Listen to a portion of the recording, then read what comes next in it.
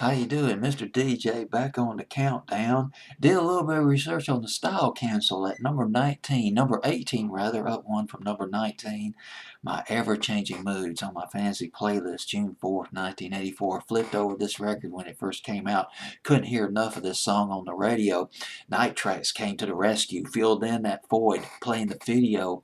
Hot rotation, I think. Might have been medium rotation. Either way, they played the heck out of this video. Style cancel from England. This was their only American hit. Went to number 29 here in the States. And England, boy, the style cancel, they were very successful. They had about 6 or 7 top 10 hits in England in the early to mid 80s. The style cancel was formed by Paul Weller. Songwriter Paul Weller, along with keyboard player, his name Mick Talbot.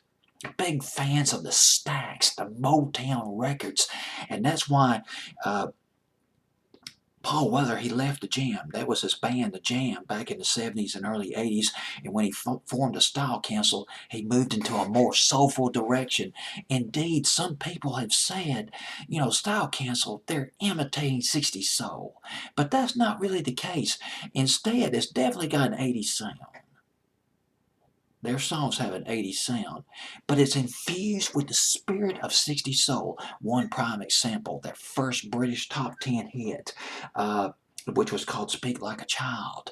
Listen to the horns at the beginning of the song. Reminds me a little bit, just a little bit of With This Ring, I'll Always Love You by the Platters back in 1967. Soulful hit by the Platters, and with a big comeback hit, or I Love You 1,000 Times back in 66. Got that vibe to it. And the album, it was their first big debut album. It was called Cafe Beau in England, overseas. But here in the States, it's called My Ever-Changing Moods. Very successful album in England. Went to number 2 in Britain on the album charts. Cafe Beau or My Ever-Changing Moods went to number 6 in New Zealand. But here in the States, number 56 on Billboard's Top 200 albums. And their runner-up album, the album that came after that, My Favorite Shop, which spawned some more hit records in England, My Favorite Shop, the album went to number 1 in the UK. Top 5 in Australia, but here in the States, a very dismal 123. And that is it, out of the top 200, the top 200 album charts here in the States. Paul Weller, he had a successful solo career post-style cancel. And the 90s and 2000s, one of my favorite songs in the 2000s.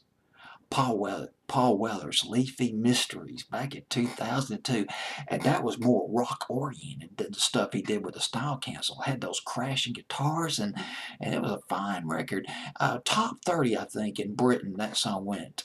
In England, back in 2002. It might have been early 2003.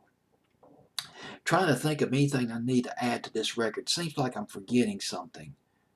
Well, let's just go with this.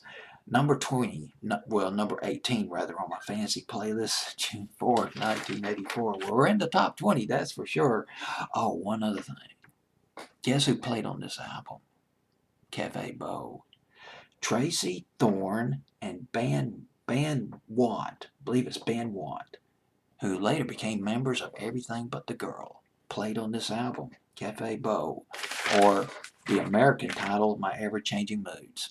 Now let's get back to the chart position. Number 18 on my fantasy playlist, June 4th, 1984, Paul Weller and the Style Cancel, My Ever-Changing Moods.